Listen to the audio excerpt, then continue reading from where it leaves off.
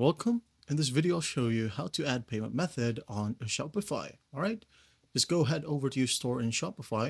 And once you're in here, in this exact page, just go ahead and go to the bottom left and click on settings or the gear icon. All right. Now, once you're in here, you're going to want to select payments right here. Just click on it.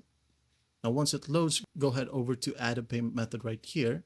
Just click on it, add a payment method.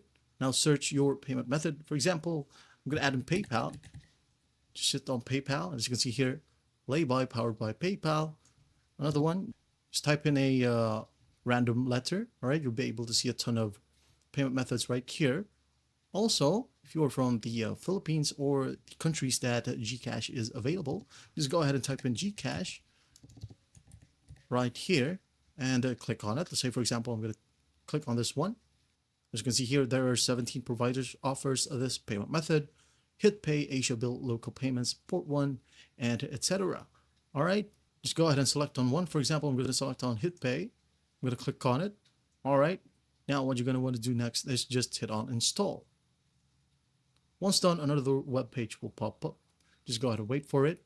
Again, give the necessary permissions. For example, here, this app needs to access your personal data, view and to edit store data. All right, so go ahead and hit on install. And again, wait for the process to finish. As you can see here, it's done, but you'll have to finish something up. For example, here, you're not accepting payments with HitPay. Finish setting up your account with this provider to start accepting payments. Now click on manage account right here. All right, and go ahead and log in.